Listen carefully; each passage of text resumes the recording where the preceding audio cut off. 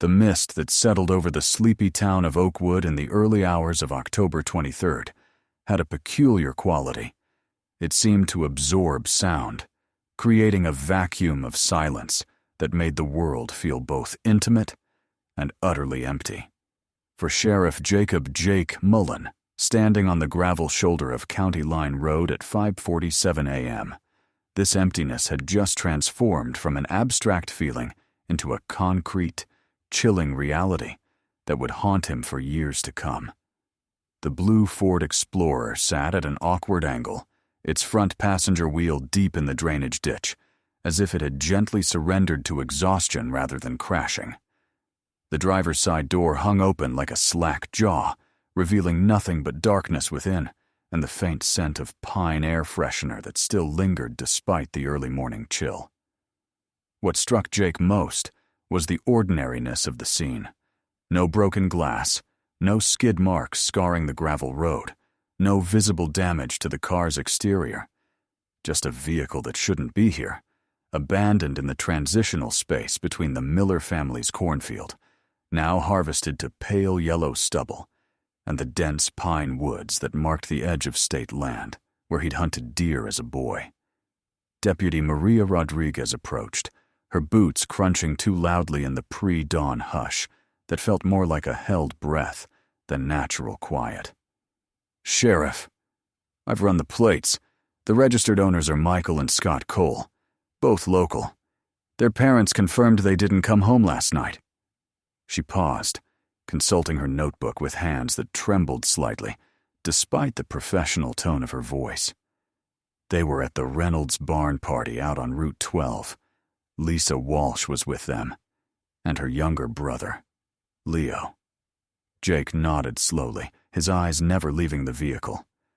The Cole brothers, he knew them well enough to exchange greetings at the grocery store, to wave to when he passed them working on cars in their driveway. Good kids, mostly. Michael, the older one at 22, worked at his dad's auto shop and was saving to buy it eventually. He had Sarah Henderson's engagement ring picked out already, planned to propose at Christmas. Scott, 19, was in his senior year at the regional high school, a decent baseball player who'd been offered a scholarship to community college. Lisa Walsh waitressed at the diner, where Jake had coffee every morning, always remembering how he liked it, black with 2 sugars, and she'd fill his travel mug without him having to ask. Good families, all of them. The kind of people who built their lives in Oakwood and expected their children to do the same, who went to church on Sundays and community potlucks on Fridays. It was Elmer Douglas who called it in, Maria continued, her breath making small clouds in the cold air. Saw the car during his morning check on the fields. Said he knew something was wrong the moment he saw it. The angle was all off, he said, like someone just stopped caring about parking properly. She hesitated in a way that made Jake finally turn to look at her, noticing the pale tension around her mouth. "But Sheriff," she swallowed hard. "There's something else. Elmer didn't just find the car." She led him 30 yards down the road, to where the cornfield gave way to a small clearing dominated by a single ancient oak tree that local kids claimed was haunted by the ghost of a pioneer woman who'd lost her children to typhoid. There, sitting cross-legged in the damp earth, back pressed firmly against the massive trunk as if trying to merge with it, was a figure. Even from a distance, Jake recognized Leo Walsh. The boy was 17, a quiet kid who worked part-time at the library shelving books and had a reputation for being good with computers. But in that moment, he looked both ancient and terribly young. He wore only thin cotton pajamas, light blue with a faint pattern of stars, now soaked through with dew and mud, clinging to his thin frame. His arms were wrapped around himself, but not like he was cold. More like he was physically holding himself together, containing something that threatened to spill out and contaminate the very air around him. His eyes were wide, unblinking, fixed on something only he could see, somewhere in the middle distance between the abandoned SUV and the dark tree line, where the woods began their gradual climb up Miller's Hill. But it was his hands that caught Jake's attention and held it. They were clenched into fists so tight the knuckles showed bone white against his skin, and in his right hand he gripped a clump of dark, wet soil as if it were the only real thing in the world, his fingers buried deep in the earth, as though trying to root himself to the spot forever. "Leo!" Jake approached slowly, keeping his voice low and even, the way he'd approach a spooked animal or a sleepwalker teetering on a ledge. He moved at an angle, not directly toward the boy, giving him space while still closing the distance. "Son, it's Sheriff Mullen. Can you hear me?" No response, not even a flicker of recognition. The boy's breathing was shallow but steady, his chest rising and falling in a rhythm that seemed disconnected from his rigid posture, as if his body had decided to keep functioning out of sheer habit, while his mind had gone elsewhere entirely. "Are you hurt? Can you tell me what happened?" Jake knelt about 6 feet away, close enough to see the details, but not so close as to threaten. The ground was cold and damp, the moisture immediately seeping through the fabric of his uniform pants.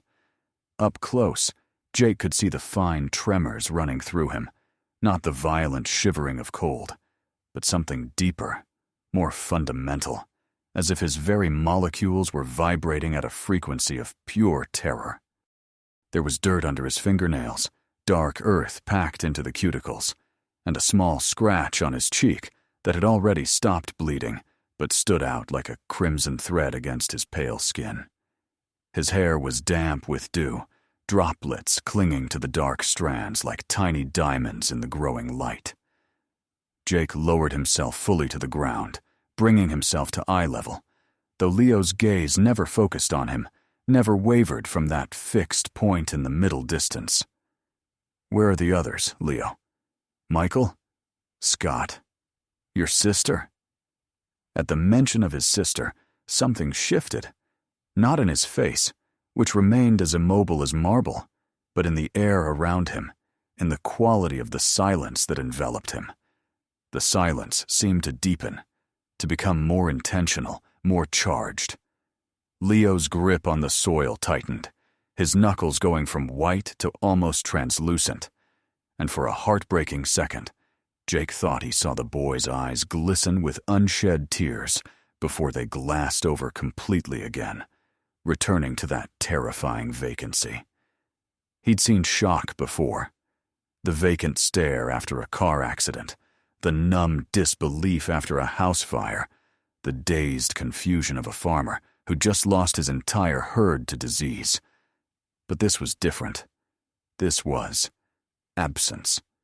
A profound, absolute withdrawal. As if whatever made Leo who he was had retreated so far inward, it might never find its way out again, leaving behind only this beautiful broken shell. For the next 2 hours, the scene transformed around the silent boy, while he remained untouched at its center, an island of stillness in a sea of activity.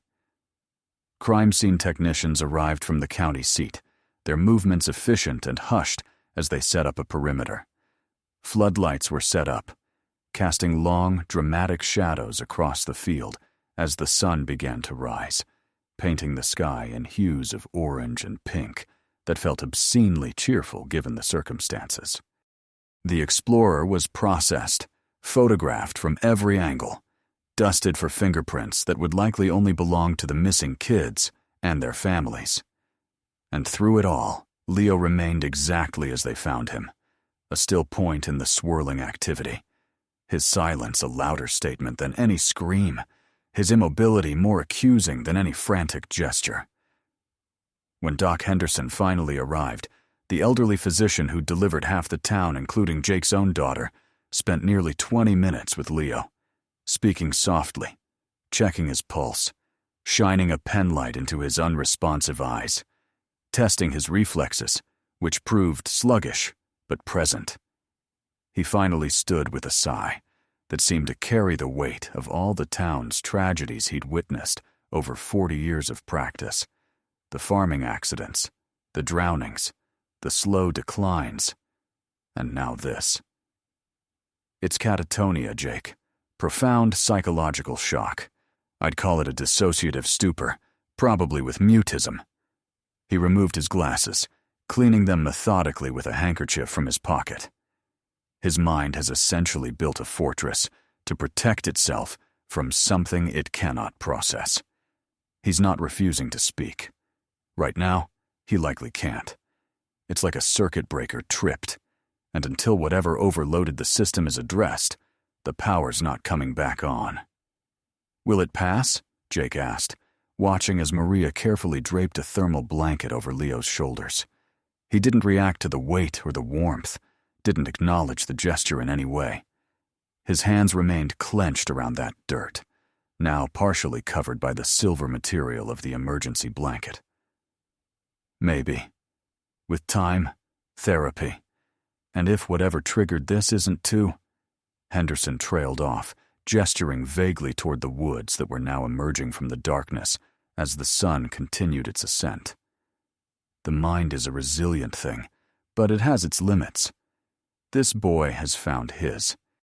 We need to get him to County General, but honestly, I'm not sure what they can do that we can't hear. He needs safety and quiet more than he needs medication right now. Whatever he saw, whatever happened. The doctor shook his head, unable or unwilling to finish the thought. The initial witness statements from the Reynolds party, gathered by deputies throughout the morning, painted a picture of a perfectly ordinary night that made the current situation feel even more surreal. The Cole brothers and Walsh siblings had arrived together around 9. They'd danced to the local band, hung out with friends by the bonfire, drank some beer, though Leo was reportedly sticking to soda, being the designated driver for the night.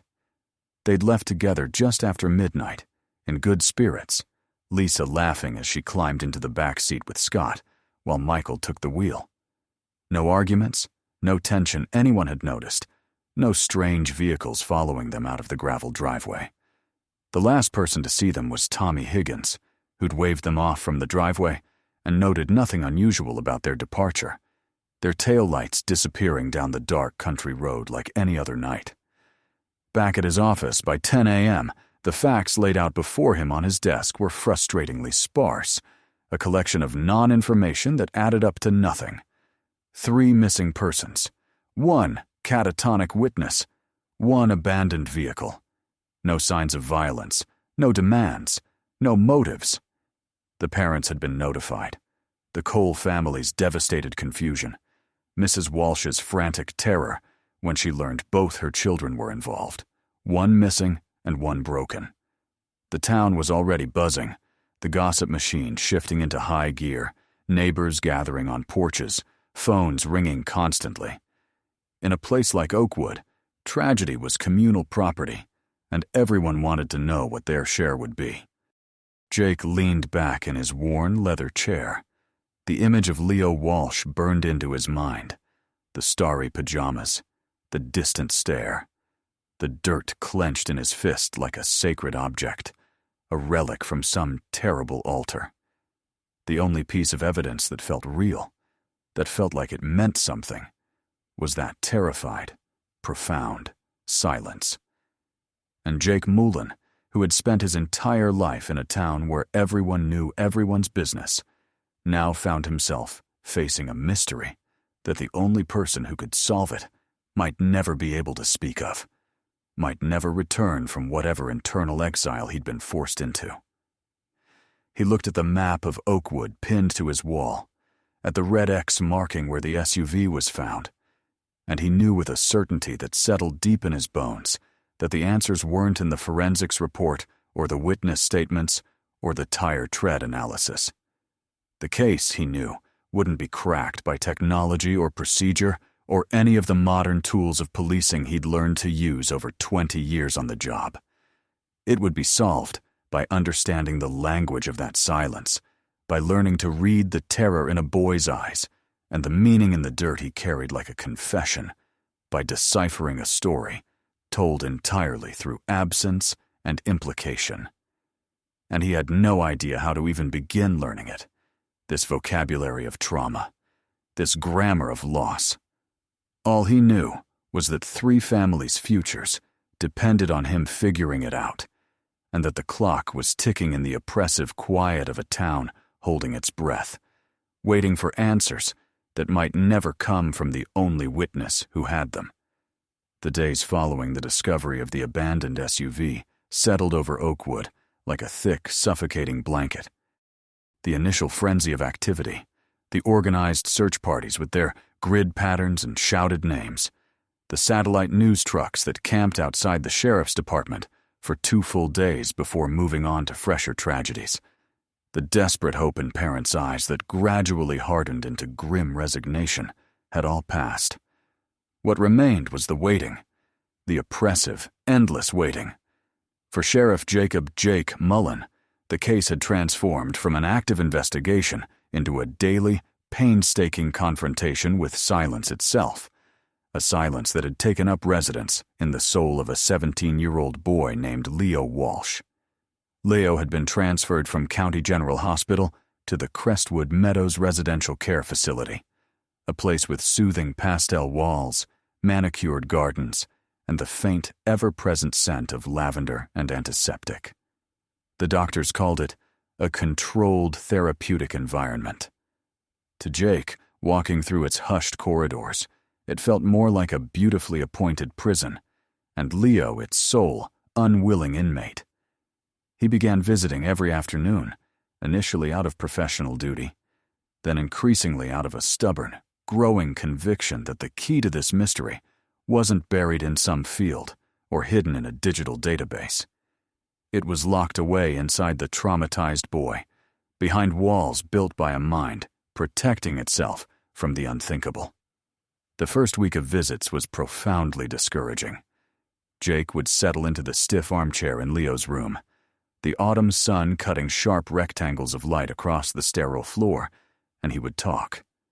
He talked about the unseasonably cold weather, about the Oakwood High football team's unlikely winning streak, about his own daughter's latest email from college, about anything and everything that was mundane, safe, and utterly normal. Leo would sit opposite him, dressed in clean, borrowed sweatpants and t-shirts, his hands lying limp and open in his lap.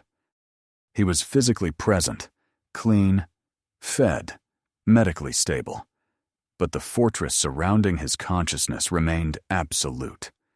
He showed no flicker of recognition at Jake's voice, no response to his questions, not even the barest acknowledgement of his presence. The only sounds in the room were the methodical ticking of the wall clock and the distant, comforting hum of a lawnmower. Jake felt like an archaeologist trying to decipher a text written in invisible ink. In the evenings, he would pore over the case files until the words blurred before his eyes. The forensic analysis of the Ford Explorer had yielded a resounding nothing. No foreign fingerprints, no traces of blood, no hair or fibers that didn't belong to the missing teens or their immediate families. The interior was clean, almost eerily so. The extensive ground search, involving volunteers from 3 counties, had covered a 5-mile radius in ever-widening circles, and found not a single sneaker, no torn piece of clothing, no disturbed earth that suggested a grave. The digital investigation was equally fruitless. The phones of Michael, Scott, and Lisa had gone dark moments after they left the Reynolds' property. There were no final, desperate texts, no cryptic social media posts, no suspicious transactions on their bank accounts. It was as if they had driven into a void, and the only person who had emerged from that void had brought nothing back with him but a silence so profound it felt like a physical entity. The breakthrough, when it came, was small, subtle, and terrifying. It was on the 8th day, during one of what the therapists called environmental exposure sessions, a carefully supervised reintroduction to the familiar landscapes of his old life.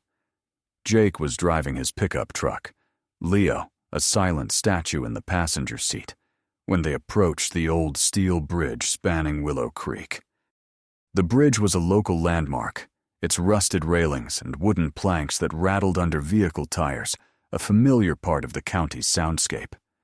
The creek below was swollen from recent autumn rains, the water churning a muddy brown, carrying fallen leaves swiftly downstream. As the truck's tires met the first wooden plank of the bridge, a change came over Leo. His vacant stare sharpened. His entire body, which had been slack and passive, went instantly rigid. His breath caught in his throat, a sharp, audible gasp that cut through the rumble of the bridge. His hands, resting on his knees, clenched into white-knuckled fists. He didn't cry out or try to flee. Instead, he pressed himself back into the seat, his spine straight, his muscles taut, as if bracing for a physical blow. His eyes widened, fixed on some unseen horror that only he could perceive. The reaction lasted precisely as long as they were on the bridge. The moment the truck's tires found solid ground on the far side, the tension evaporated from his body, leaving him slumped and pale, his breathing shallow and rapid. Jake's own pulse hammered in his ears. It was a tiny crack in the fortress wall, but it was the first one. It was a word, a single terrified syllable in the silent language he was desperately trying to learn. He made a careful mental note in the ledger of his mind. Bridge. Profound fear. Location significant. He said nothing to Leo, simply continuing the drive as if nothing had happened, but his mind was racing. The Willow Creek Bridge was not on any logical route from the Reynolds barn to the spot where the SUV was discovered. For the kids to have crossed it that night, they would have had to take a deliberate detour. The question was, why? A wrong turn? A planned meeting? A panicked flight from something? The second piece of the puzzle fell into place several days later, back in the quiet visiting room at Crestwood. Jake was struggling with his overstuffed keychain, trying to separate the key to the evidence locker, when the small, heavy-duty metal flashlight attached to it slipped from his fumbling fingers. It hit the linoleum floor with a loud, sharp clang. The effect on Leo was instantaneous and visceral. He flinched so violently his entire body jerked, and the plastic chair he sat in scraped backward with a screech. A sound escaped his lips, a low, choked, guttural noise, the ghost of a scream that had gotten stuck in his throat. He curled inward, his arms flying up to shield his head and neck, his shoulders hunching as his whole frame was seized by the same fine, trembling terror Jake had witnessed under the old oak tree. He was staring at the innocuous flashlight on the floor as if it were a coiled rattlesnake, his eyes wide with primal fear. "Whoa, easy there, son. It's okay.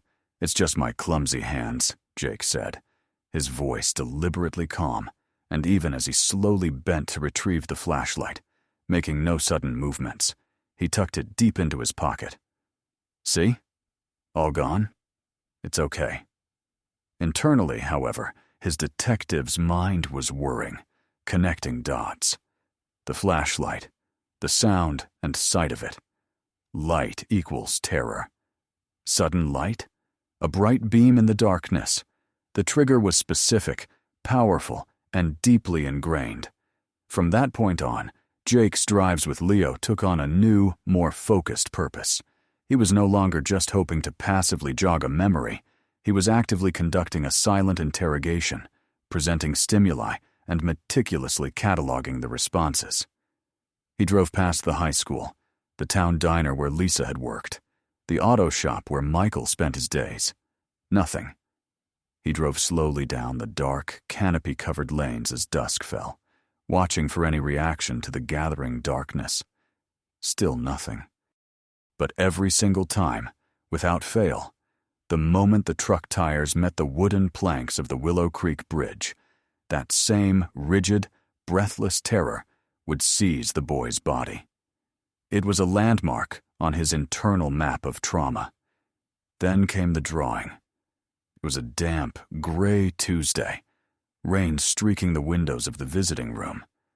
Jake had brought a yellow legal pad and a handful of pencils, more out of a vague, hopeful notion than any defined strategy. He sat at the small table, pretending to work on departmental paperwork, while Leo sat by the window, watching the raindrops trace paths down the glass. At some point, Jake glanced up and saw that Leo had quietly taken one of the pencils and the legal pad. His movements were robotic, automatic, his gaze still distant and unfocused. But his hand was moving, the pencil scratching softly against the paper. Jake froze, barely daring to breathe. He watched from his periphery, not wanting to break the spell. For nearly 20 minutes, the only sounds were the scratch of graphite and the patter of rain. When Leo's hand finally stilled and the pencil dropped from his lax fingers, Jake waited a full minute before slowly rising and crossing the room. The drawing was not a literal scene. It was stark, almost abstract, charged with a raw, emotional energy. On the left side of the page, Leo had drawn 3 tall, slender vertical lines. They were pressed close together, drawn with such intense, dark pressure that the pencil lead had nearly torn through the paper. They looked less like people and more like bars on a cage, or the stripped, barren trunks of trees after a fire. To the right of these lines, separated by a wide, empty expanse of blank paper, was a single, large, perfectly rendered circle. This circle had been the focus of a frantic, obsessive energy.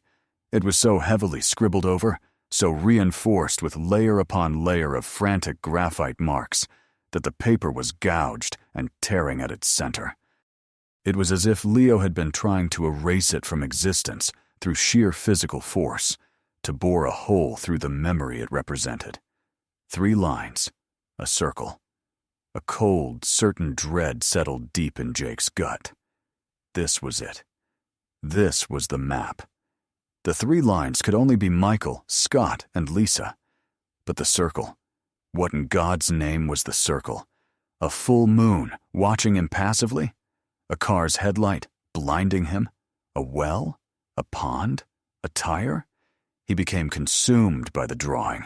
He spent the next 48 hours in a near-fugue state, cross-referencing the simple shapes with every map of Oakwood and surrounding Greene County he could lay his hands on. He looked for any and all circular features, modern water towers, grain silos, the old gravel quarry, irrigation ponds, even the roundabouts in the new suburban development on the town's edge. He drove to each location alone first, taking photographs, trying to see the landscape through the lens of Leo's terror. Nothing sparked that crucial jolt of recognition until he found himself in the dusty, silent town clerk's office, staring at a yellowed, linen-backed survey map from 1954.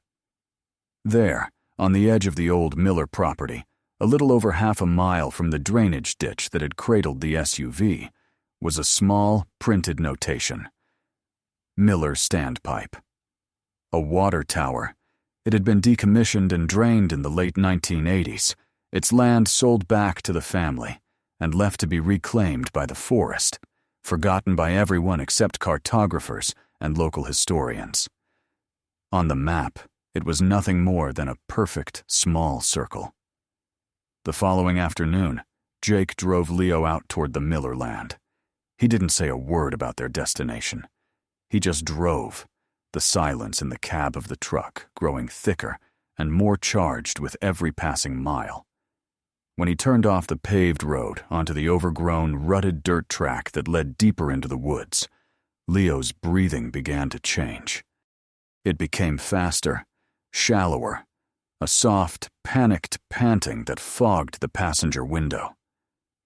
When the truck finally broke through the tree line and the decaying, rusted iron latticework of the water tower's legs came into view, rising up to support the massive, round, corroded tank, the reaction was more immediate and more devastating than anything Jake could have prepared for. Leo did not scream. What came out of him was a raw, ragged, sucking gasp, the sound of a man being plunged underwater. Tears, silent and copious, began to stream down his face. His hands, which had been lying in his lap, flew to the door handle, clawing at it, his body straining against the seatbelt with a shocking, frantic strength.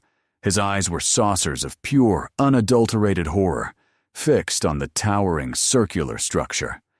This was no mere landmark of fear. This was ground zero. This was the place where his world had been shattered. Leo, look at me. You're safe. You're in the truck with me. You're safe, Jake said, his voice firm but calm as he reached across, not to restrain the boy's frantic movements, but to put a steadying hand on his shoulder, to offer an anchor in the storm of his terror. I'm right here. Just breathe. You're safe. It took a long, tense 10 minutes for the violent, physical panic to subside into silent, shuddering tremors, for the desperate clawing at the door to cease. He had found the place.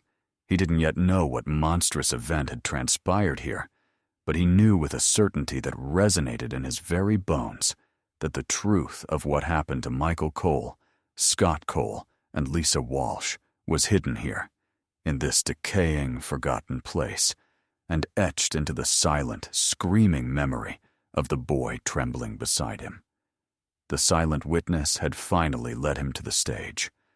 Now, Sheriff Jake Mullen had to piece together the tragedy that had played out upon it on the night of October 22nd. The discovery of the water tower as the epicenter of the trauma changed everything and nothing simultaneously. For Sheriff Jake Mullen, it was the first tangible breakthrough in weeks, a fixed point on the otherwise blank map of the investigation. For the town of Oakwood, however, life had settled into an uneasy rhythm of waiting. The missing posters taped to store windows were fading, their corners curling in the damp autumn air. The collective anxiety had dulled into a persistent, low-grade dread, the kind that made neighbors glance a little longer at each other across picket fences, and parents insist on stricter curfews. Jake stood before the massive, rusting structure, its iron legs sinking into the damp earth like the bones of some forgotten prehistoric creature. The air smelled of wet leaves, decaying metal, and something else, something old and sorrowful. He had left Leo back at Crestwood, sleeping under mild sedation after the violent episode.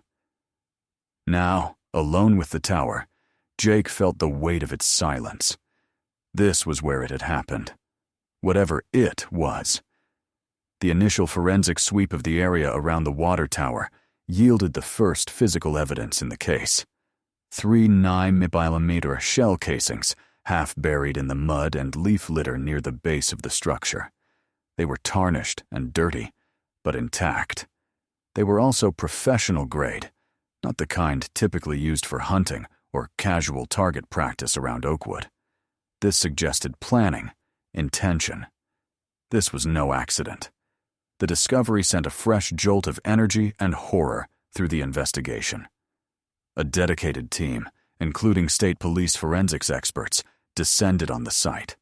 The area was cordoned off with crime scene tape that fluttered like ragged yellow flags in the breeze. The search intensified, focused now on the water tower's massive tank itself. After obtaining emergency permission from the Miller family, divers were called in. The process was slow, methodical, and grim.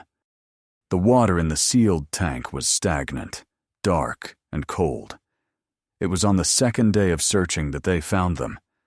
Michael Cole, Scott Cole, and Lisa Walsh. Their bodies were recovered from the deep, murky water of the reservoir, one after another, in a procession of unspeakable grief. The initial autopsy reports confirmed the cause of death for all 3. Single gunshot wounds. The news, when it broke, shattered the fragile hope that had lingered in Oakwood. The disappearance was now a homicide, a triple murder. The shell casings were the key. They were traced to a specific firearm, a 9mm pistol registered to a man named Carter Boyd. Boyd was a long-haul trucker who operated out of a depot 2 counties over, but had grown up in Oakwood. He was a ghost on the periphery of the town's memory, a man with a minor record for bar fights and disorderly conduct in his youth, but nothing that suggested he was capable of this. He had, according to several witnesses, been at the Reynolds party that night, drinking quietly in a corner before leaving early. He was a familiar enough face to not raise alarms, but distant enough to be forgotten. When deputies brought Boyd in for questioning, he was initially calm, almost dismissive. But the evidence was damning. The shell casings matched his weapon.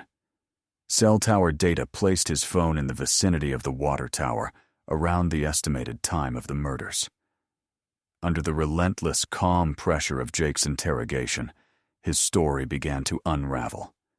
The truth, when it finally emerged, was both brutally simple and horrifyingly complex. Boyd, it turned out, used his cross-country routes to move more than just legal freight. That night, he had been using the secluded area near the old water tower to meet a contact and facilitate a deal involving stolen electronics. The Cole brothers and Lisa Walsh, on their detour back from the party, had accidentally driven right into the middle of it. They had seen too much. In a panic, a rage, or some terrible combination of both, Boyd had confronted them. There was a struggle. Leo, terrified, had stumbled backward, falling and striking his head on a jutting piece of concrete foundation, knocked unconscious. "He was just a kid," Boyd said, his voice flat and empty, his eyes fixed on the table in the interrogation room. "He fell, and he didn't get up. I thought he was dead. The light from my truck's high beams. It was shining right on his face. He looked gone. Then I dealt with the others. I made it clean. I thought I had no choice." He had disposed of the bodies in the one place he thought they would never be found, the sealed, forgotten water tank, and had driven away, believing he had left no witnesses behind. He never knew that the dead boy had awakened, had seen the final, terrible acts, and had carried that image into the safety of his catatonia. The case was officially closed. Carter Boyd was charged with 3 counts of murder and held without bail. The town of Oakwood began the long, painful process of mourning, of holding funerals for 3 young people whose lives had been brutally cut short. Sheriff Mullen was hailed as a hero, a dogged investigator who had refused to give up, who had pieced together a puzzle with no picture to guide him. He had listened to the silence and heard a confession. But for Jake, a deep and unsettling disquiet remained.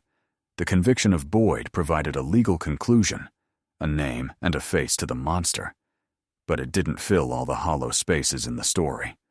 The narrative was almost too neat. Boyd's confession, while detailed, had a rehearsed quality to it, as if he was recounting a story he'd been told to tell. Small details nagged at Jake. The specific placement of the bodies in the tank suggested more care than a panicked dump. The lack of any defensive wounds on Boyd's hands. The fact that Boyd, a man who dealt in stolen goods, not violence, had so efficiently executed 3 people and then masterminded their concealment. He visited Leo more frequently in the weeks that followed the arrest. The boy was slowly, tentatively, emerging from the deepest layers of his catatonia. He was beginning to make eye contact. He would sometimes nod or shake his head in response to simple questions. He started physical therapy to deal with the muscle atrophy from weeks of immobility. But he still did not, and perhaps could not, speak about that night. It was during one of these visits, nearly a month after Boyd's arrest, that Leo did something extraordinary. He gestured for the legal pad and pencil that had become a permanent fixture in his room. Jake watched, his breath held, as Leo's hand, now steadier, moved across the paper. He wasn't drawing abstract shapes this time. He was sketching a scene. It was crude, childlike, but chillingly clear. The drawing showed the water tower. Under it were 3 figures lying on the ground, and there was a 4th figure, standing, holding something long and thin. But the figure wasn't drawn with the bulky, adult proportions of Carter Boyd. This figure was slimmer, younger. And the object in his hand wasn't a blocky pistol. It was distinctly rendered as a large metal flashlight. Jake's blood ran cold. He looked from the drawing to Leo's face. The boy's eyes were clear, focused, and filled with a profound, knowing sorrow. He pointed a trembling finger at the standing figure in the drawing, then tapped his own chest. A single, silent tear traced a path down his cheek. The message was unmistakable. The guilt was his. The pieces, the wrong pieces, suddenly clicked into a devastating new picture. Jake's mind raced back through Boyd's confession. I dealt with the others. I made it clean. Boyd had never explicitly said he pulled the trigger. He had only admitted to being there for a criminal deal and to disposing of the bodies. What if the truth was even more terrible? What if the flashlight Leo had drawn wasn't just a trigger for his fear, but the murder weapon itself? What if Scott Cole, panicked and trying to protect his brother and girlfriend, had brought the heavy metal flashlight from the car as a makeshift weapon? What if, in the chaotic struggle with Boyd, the flashlight had discharged somehow, the single shot finding its mark not once, but 3 times in a catastrophic, panicked chain reaction? A tragic, horrific accident born from fear and bad decisions. Boyd's role, then, was not that of a cold-blooded killer, but of a fixer. Perhaps he was there that night representing someone else, a more powerful, wealthy client whose son, Scott, was involved in something far over his head. Boyd's job wasn't just to move stolen goods, it was to clean up messes. And the shooting of 3 teenagers by a panicked rich kid was the ultimate mess. He had taken charge, concealed the bodies, crafted a narrative, and when caught, had taken the fall for the murders themselves, likely in exchange for a substantial payment to his family or some other form of compensation. He was the fall guy for a tragedy he didn't directly cause. This truth was far more morally complex, far more devastating to the fabric of the community. It meant that Scott Cole, the All-American baseball star, was responsible for the deaths of his brother, his girlfriend, and himself. It meant that Leo had witnessed his sister being killed by her own boyfriend. It meant that the monster wasn't a stranger, but one of their own. Revealing this truth would not bring justice. It would only compound the tragedy, destroying the memories of the victims and inflicting fresh, unbearable pain on the Cole and Walsh families. Jake looked at Leo, really looked at him. He saw not just a victim, but a keeper of a terrible secret. His silence wasn't just a symptom of trauma, it was a choice, a conscious, painful decision to bear the weight of this awful knowledge alone, to protect his sister's memory, to spare his parents and the Cole family a truth that would only destroy what little they had left. Weeks later, a plain, unmarked manila envelope arrived on Sheriff Mullen's desk. Inside was Leo's original drawing of the 3 lines and the circle, and the newer, more explicit sketch of the scene at the water tower. There was no note, no return address. Jake sat at his desk for a long time, the 2 drawings laid out before him. They told 2 different stories. One was the official story, neat and legally resolved. The other was the true story, messy, heartbreaking, and ultimately too destructive to ever see the light of day. He thought of Leo, finally beginning to heal, of the parents who had found a fragile peace in having someone to blame, of a town that had begun to move on. He thought about the nature of justice and whether it was always synonymous with the truth. Slowly, deliberately, Jake Mullen stood up. He walked to the heavy-duty shredder in the corner of his office. He fed both drawings into the slot and listened to the mechanical grind as the papers were cross-cut into thousands of tiny, unreadable fragments. Some truths, he understood now, were too heavy to be spoken aloud, too destructive to be set free. The silent witness had finally shared his burden, and the sheriff having learned to listen, had chosen to carry it with him. The case was closed, but the secret wasn't theirs alone, forever locked in the quiet understanding between two people bound by a tragedy too terrible for words.